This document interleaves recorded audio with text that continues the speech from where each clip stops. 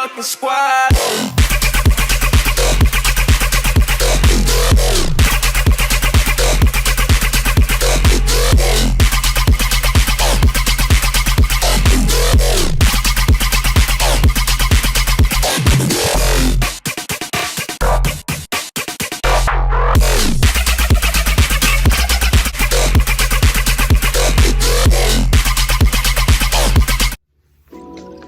Hi guys, what is up? Welcome back to my channel, Raving. I know it's blown up so much in the past few years, which I think is amazing. When you go to an event or a festival, it's like a whole nother world. Like when you walk in, for me at least, when you walk in, you no longer have to have that guard on. You can completely let it go and, actually enjoy. Whereas I know other festivals, like it's very competitive, like Coachella. Everyone's based on, or looking at you based on your outfit or how expensive your shoes are or who sponsored you and stuff like that. But when you're at a rave, no one's looking at that. No one cares. Everyone's there just to have fun, make friends, enjoy. And by shows, I mean sometimes a specific DJ will, perform at a place, and it's not going to be out in the open with like a bunch of flashing lights. There's not going to be a big Ferris wheel in the middle of the place. It's like a mini concert, but with just one DJ and maybe like two, like, what do you call them? Surprise guests or whatever, something like that.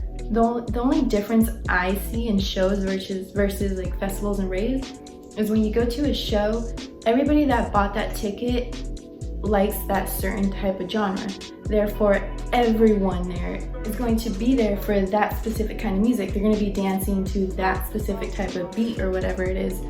To me personally, I feel the same way about both. When I go into a festival, it's all about good vibes. When I go into a show, it's still about good vibes, but I feel like everyone's there with since it's smaller, like everyone comes with their group, just like they would like at a rave or a festival. The only difference is, since shows aren't gonna be like in a little, shows aren't gonna be out in the open. They're gonna be in a little arena or even a bigger arena, but it's still gonna be smaller than what it would be at a festival or rave. Therefore, you're gonna notice these little cliques or groups even more so than you would at the other places. And I think that's kind of the only difference. So you kind of like, you tend to stick with your own group. Whereas when you're at like a rave or something like that, you're just like frolicking around like a crazy person, talking to everybody. That's the only difference I see. The vibe is still there. Everyone's still nice for the most part, but I've seen nobody's there like judging you. Festival fashion. I think that varies to what each theme of each festival, rave, or event is, themed around. And let's say you're going to EDC. I know everybody knows about EDC. I'm 100% sure 90% of the people there are wearing like small shorts, little bras. And you go to Coachella, everyone's there with like little boots and like expensive tops and expensive sunglasses and hats. That's the style. If you go to a show, some people are gonna be dressed like that. Some people are gonna be dressed like, it's another day, average day, jeans, t-shirt, sneakers. That's the only difference I see in festival fashion. Now, there is a reputation for, I guess, rave girls or festival girls or girls who goes to those things to go naked. Yeah, I'm not gonna lie to you. Yes, there are gonna be people, or girls, sorry, that go naked, and I'm all for it. Like, if you want to wear stickers on your hoo-hoos and your cha-chas, like, you go for it. Like, I am not judging you. But then you get girls who wear just shorts and like a little crop top, and then you have people who wear like the little blinged out bras and fishnets and like, what kind of shoes do they wear? Like boots. I've seen a lot. Of course, all of these outfits are gonna look good because, no one's judging. You could wear pajamas for all you want. I've seen people go to raves in onesies, like the animal onesies, and everyone's, we live for it. I have the confidence to go do those things with like my hoo-has hanging out. I'll go a little more modest, like shorts, maybe a little bandeau with like a fishnet top over it. I'll play it up and put like glitter in my hair. I'll wear, a lot of the times I go to raves like with these kind of braids, Obviously it's better like if I took the time to make it look neat, and it also does look better if it's longer. Some people put like colored extensions in their hair, a lot of glitter in their hair. Some girls do their makeup like bomb for these events. Fortunately, I'm not talented like those girls, so I don't do that. But there's a lot of little things that you could do, I guess, on yourself that just like, you know, so safety. I've been certain events and times where, you know, it gets a little, not a little, but it gets too wild, and you know, it is probably unsafe. But I've been to my fair share of events and raves, and I haven't really seen anything unsafe. Of course, we're not going to be taking things from strangers because, you know, I'm pretty sure the majority of us know not to do that. That's probably not the best idea, especially if you don't know them. The only other unsafe thing that I can think of that's not really unsafe, but it could be, is mosh pits. And if you see a mosh, obviously if you're not trying to get hurt, don't get near it. Like, you know, stay on the outskirts. You can just watch. Let them go at it. Watch them go at it, but you don't want to get hurt, so you probably don't want to be in there. Now, there are some girls like me who do go into it, but because they know what it's like. They know, they're familiar with that area. But if you're like new, or maybe it's your second time there, maybe it's not the brightest idea to do that. What you see very often is people taking things they shouldn't. And I'm gonna rephrase this right now. You know, if you wanna pop your Pokemon pill, I don't know what they call those types of things that they do at raves, but I mean, if you're gonna pop your Squirtle pill, like, I recommend you to do it with friends, because a lot of the times I have seen people get carried out of the rave because, you know, they're overdosing or they don't feel good, but a lot of those times as well, these people are new to that and they don't know what they're doing, and they're alone. Obviously, what do you think is gonna happen? Now, I've never taken one of those Pop-Tart pills or whatever. I don't know, normally when I go to these festivals, I just drink, and not like to the point where I'm like on the floor, like, you know, throwing up on myself. But I don't do those things. My friends have in the past, and in my personal opinion, I don't say you should, but if you want to do it, go for it. Just, of course, do it in a safe manner. Like, be prepared. Like, have your water, have friends, stay with your group. Do not leave. Do not leave. I've gotten lost so many times, and that can be a little scary for people that are new because there's thousands of people. But yeah, just be prepared, be safe, have water, definitely that. Eat. That's the only thing. My favorite event, let's choose one year from last year, would probably be Hard Summer. It was good. It was 107 degrees, you know, that there alone was horrible, but the event itself, I feel like the year before last year, it got like a really bad rep at Hard Summer. I'm not sure what went on. I didn't go to that year. But the next year, I feel like everything was well coordinated.